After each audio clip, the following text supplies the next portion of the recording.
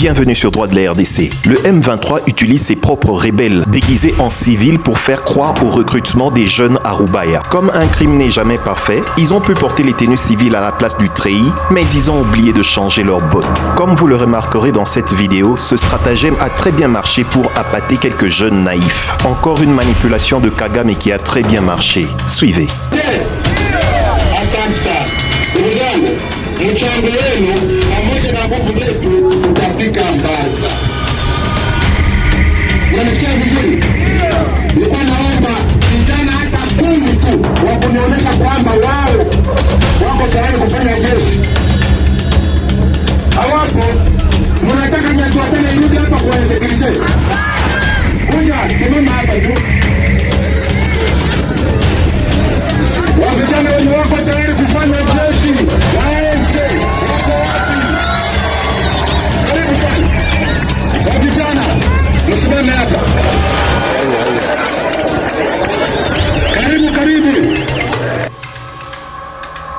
Infiltrés dans la foule, vous remarquerez que les premiers à répondre à l'appel, ce sont ceux qui ont des bottes en caoutchouc. Les mêmes bottes, vous les retrouverez tout à l'heure dans la vidéo sur les autorités du M23.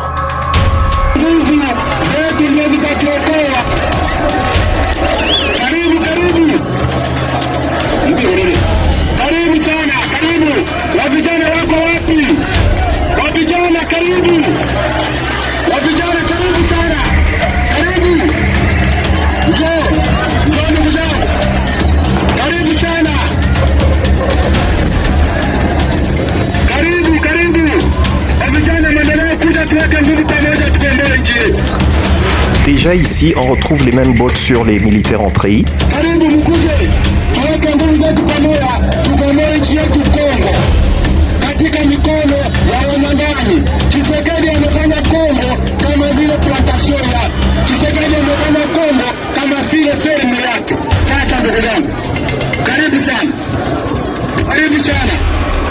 Le recrutement des civils dans les zones de conflit armé pour rejoindre l'une des parties belligérantes n'est pas permis en droit international humanitaire. Cette interdiction découle de la 4e Convention de Genève.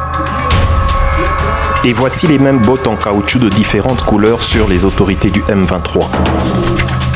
Article 51. La puissance occupante ne pourra pas astreindre des personnes protégées à servir dans ses forces armées ou auxiliaires. Cependant, il convient de préciser que le protocole 1 aux conventions de Genève de 1977 apporte une précision de taille au paragraphe 3 de son article 51 qui dispose « Les personnes civiles jouissent de la protection accordée par la présente section sauf si elles participent directement aux hostilités et pendant la durée de cette participation. » Cela implique que ces civils recrutés de force se transforment en cibles légitimes pour l'armée congolaise. La définition du recrutement forcé selon le droit international humanitaire est la contrainte exercée sur des individus pour les incorporer de force dans les forces armées ou les groupes armés sans leur consentement volontaire. Et pour qu'un consentement soit volontaire, il doit être libre et éclairé et dépourvu de toute ruse. Sinon, cela aurait un caractère dolosif. Nous avons donc ici une nouvelle preuve de violation du droit international par l'armée de Paul Kagame et de ses supplétifs du M23 et de l'AFC. Si vous êtes restés jusqu'ici, nous vous remercions de nous avoir suivis. Nous vous prions de partager cette vidéo afin qu'elle puisse atteindre le maximum de jeunes Congolais qui se font facilement avoir.